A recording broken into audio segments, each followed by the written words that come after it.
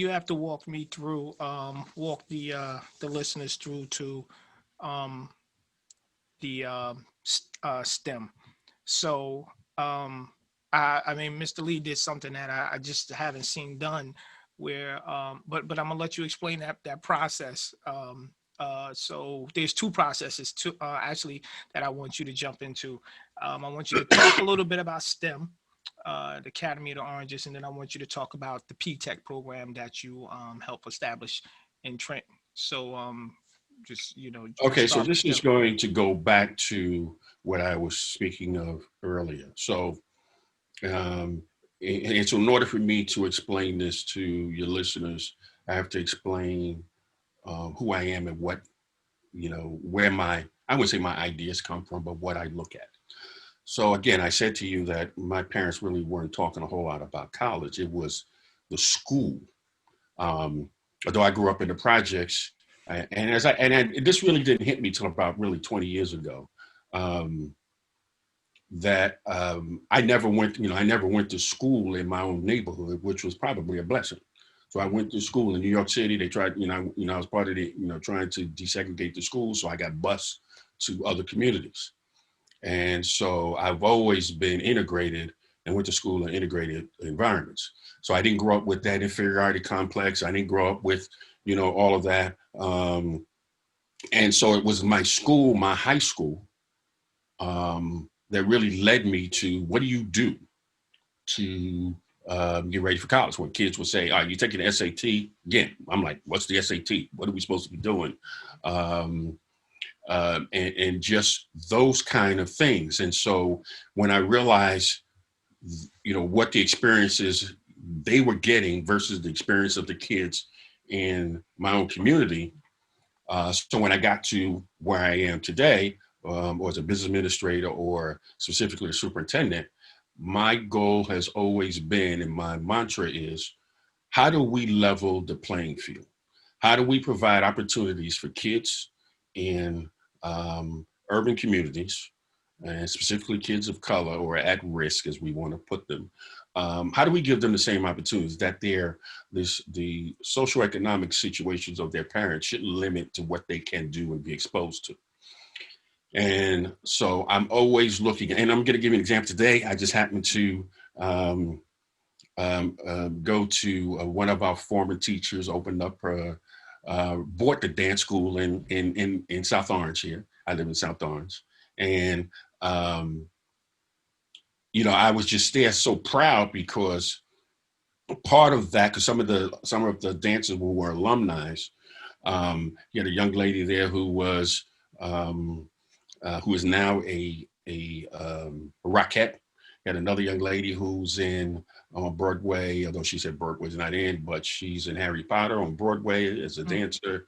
And just some of the experiences that those young people are now making a living out of because of experiences we were able to give them. So I opened up, or was, I would say part of the brainchild in Orange, where we opened up a dance conservatory about probably in 2010, about around in there. I had some extra money laying around. I asked the staff for grants. Hey, what are some programs you might want to create for our students? And one of them was this dance conservatory. So for the last, I guess, 10 years or so, or 8 or 9 years or so, Orange Public Schools has had a dance conservatory, which they were running on Fridays and Saturdays. And young people would come into dance. So what has led me to, folks think, hey, I'm a great visionary. I don't say that. I just say, hey, look, what are they doing in neighboring communities where they're wealthy, and why can't, you know, they do that? So this full circle came together for me today because the dance school that the teacher bought, I took my daughter there when she was about 9 or 10, and she did it 1 year. So I don't like dance. I'm a basketball player. So she didn't like dance. But when I became superintendent, I was like, well, how come, folks in South Orange or Livingston, they can, if their parents have money, they can send their kids to these programs, but the kids in Orange and Newark and so forth can't do that. So again, that's a part of leveling the playing field. where can we find money within our budget, redistribute it, and provide some opportunities for students. So getting back to your question about STEM and P-TECH, we know that STEM is a significant portion of the things that we do for today. We know that there are jobs that are they're available now, but they need to be filled. In conversations with people in the STEM industries, they say there's a shortage of not only just Americans, but specifically people of color who are going into the fields. And so I had two goals with the STEM. One was the project or the content of STEM, but the other is creating a second high school opportunity for orange students. Many of our parents, for whatever reason, and again, it's their choice, at the time didn't have as high a confidence about the Orange Public Schools. Right. And I was, for my whole tenure there, it was about building up specifically the high school and the middle school and building up the program so that parents are going to make their choices. They're going to choose charter school or private school or public schools. We have to be competitive. Again, using a business model, we need to be competitive as to what we provide, but we also need to promote a lot of the great things that are going on.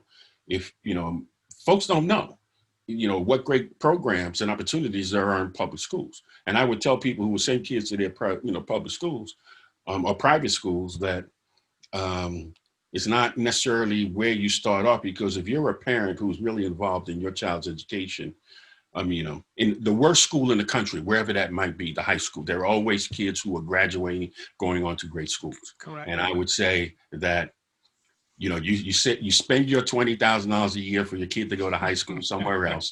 But when it comes to college, they'll be sitting right next to a kid in Newark, right next to a kid in Irvington, right next to a kid in Chicago. They'll be sitting right next to them. And so, but it's about creating those opportunities. So again, with the STEM, I wanted to create another opportunity, another avenue, and another pathway, I'll just say. But we didn't have no place in the town to do it. The town has this old police station that Correct. We've been begging for 20 years to get. Right. And for whatever reason, and I don't question the reason, we couldn't get it. So the old Mary Lawn High School became available, but Mary Lawn sits in the footprint of South Orange, which is the neighboring town. Yes. And I did a little homework, and I kind of knew we could do it because in Newark, when we had to find some replacement school classes when one of our schools had a fire, we went outside the lines into Belleville, and so I had some lawyers look it up.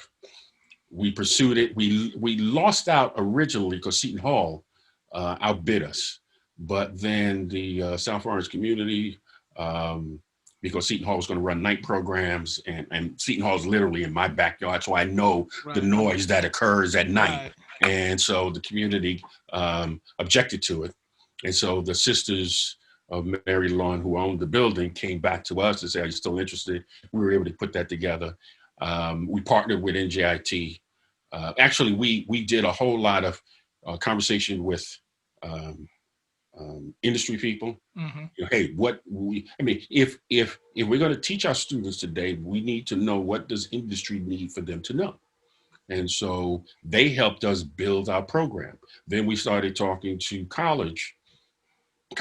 So we talked to NJIT, we talked to I know Essex County College, and there might have been another one, I'm not sure. And because we wanted kids to get college credits while they were taking the courses. Right. And so we went to a meeting with NJIT, and we were thinking, okay, the kids might get, 15, 20 credits by the time they graduate. The provost who we met with, he says to us, we kind of like what you're trying to do. And he threw on the table 40 credits. We think kids can graduate with 40 credits. We kind of looked at each other like, we'll take it. That's go. That's right. And so what we did was we crosswalked the curriculum. So the kids in their junior, senior year, if it's still running the same way, get an opportunity to take actually NJIT courses. And we actually have, and I'm assuming they're still doing it, we were bringing in professionals who would assist with the teacher to bring real world Right. into the classroom. Because I Right. think that's important. The kids need to connect. With P-TECH, it's the same thing. We went to P-TECH in Brooklyn. You were there when we met Yes. Rashid there. We were blown away with their program. Yes. Yes. We helped build that. We actually kind of took that model and kind of crafted it Hmm. for Orange. And I just think it's a great opportunity for our students. I really think it's important that, and I've said this to my board members, and I've said this in public before. Test scores are nice. That just measures how well we're doing. Hmm. But it does, I always feel that our job in K to 12 is, specifically in urban and communities of color, is to expose our students to career paths that they wouldn't have normally been exposed to.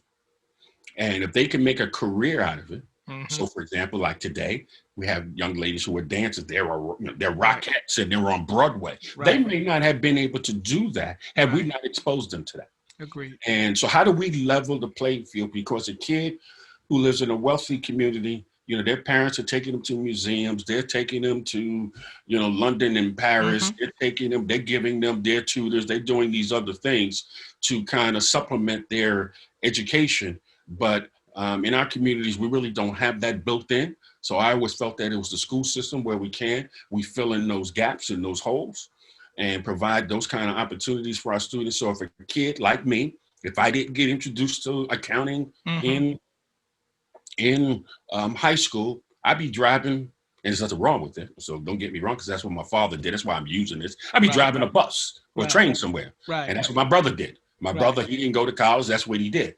But because I was exposed to Right. it in high school. And so how do we expose these kids to architecture and engineering? We used to do, or we still, I'm sure, well, I don't know what you're doing now with the virtual board meetings, but every month we were recognizing kids. When Right. we first Correct. did it, kids were like, I want to be a rapper, I want Right. to be basketball, I Right. want to go to football. We fast forward 7, 8 years later, Yeah. I want to be an engineer, I want to be a doctor, I want to be a veteran, I want to be, Correct. because we were exposing them Yep. to those opportunities.